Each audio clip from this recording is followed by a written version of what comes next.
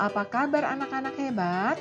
Kita bertemu lagi dengan Ibu Helen dalam pembelajaran tematik kelas 1, tema kedua kegemaranku, subtema 4 gemar membaca, pembelajaran ke-6.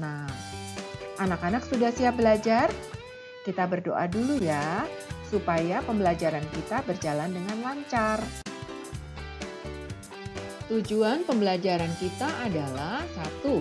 Siswa mampu memberi contoh posisi duduk saat membaca dengan tepat. 2.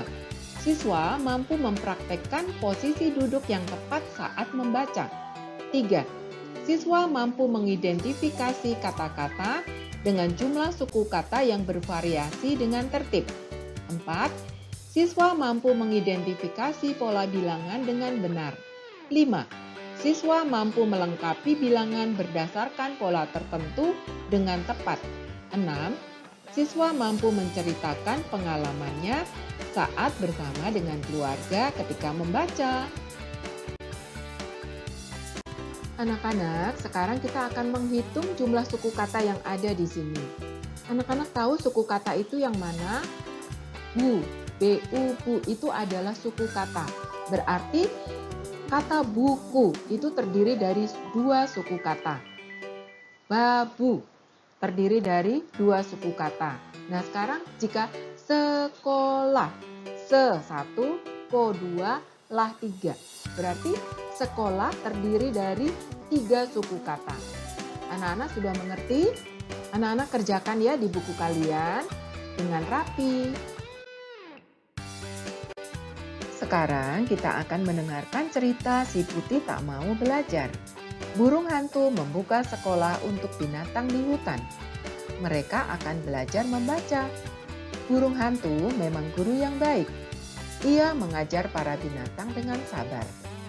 Hanya si putih kelinci yang tidak ikut. Ia lebih senang bermain saja di hutan. Suatu hari, si putih tersesat. Ia tidak dapat membaca petunjuk arah pulang. Si putih sedih karena tidak belajar membaca. Anak-anak hebat, tentu saja kalian tidak seperti si putih ya. Ibu yakin kalian rajin membaca. Walaupun kalian di rumah, kalian rajin membaca.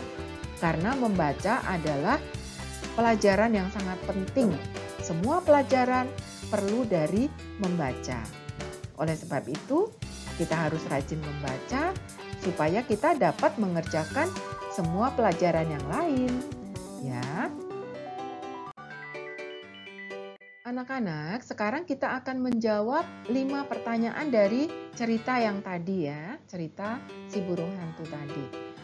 Anak-anak, perhatikan, kita akan lihat dulu nomor 1. Siapa yang menjadi guru di hutan? Burung hantu. Lalu anak-anak jawab nomor 2, 3, 4, dan 5. Kalian tulis soalnya, lalu tulis jawabannya di buku kalian. Kemudian, setelah selesai, kalian periksa lagi. Anak-anak kerjakan dengan tulisan yang rapi. Selamat bekerja. Anak-anak hebat, kita latihan membaca harus kita lakukan setiap hari supaya kita semakin pintar ya. Seperti Benny. Nah, sekarang Benny dan teman-temannya belajar membaca pola. Perhatikan polanya. Yang dilingkari, ini adalah bola kecil, bola sedang, dan bola besar. Berarti ini polanya. Berarti anak-anak, pola berikutnya adalah bola kecil, bola sedang, bola besar. Pola berikutnya juga demikian. Bola kecil, bola sedang, bola besar. Seperti itu. Nah, sekarang ini adalah tabung. Tabungnya yang pertama ada tabung biru, tabung merah, tabung kuning.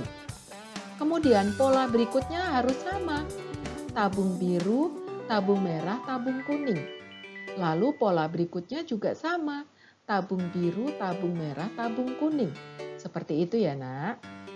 Lalu pola di bawahnya.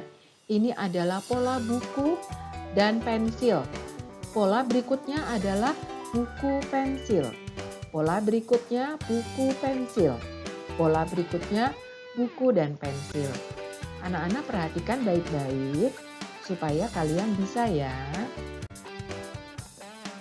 Sekarang tugas kalian adalah melengkapi gambar pola yang ada.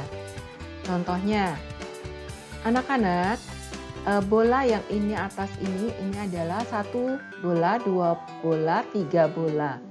Lalu pola berikutnya 1 bola, 2 bola, 3 bola.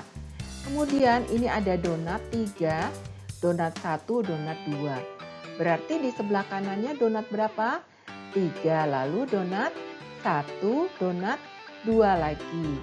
Nah, sekarang untuk nomor 3, nomor 4, dan nomor 5, anak-anak kerjakan di buku tulis.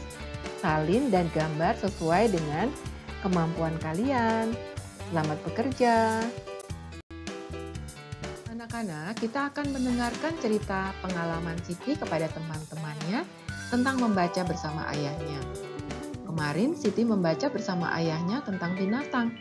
Siti akan bercerita kepada teman-temannya.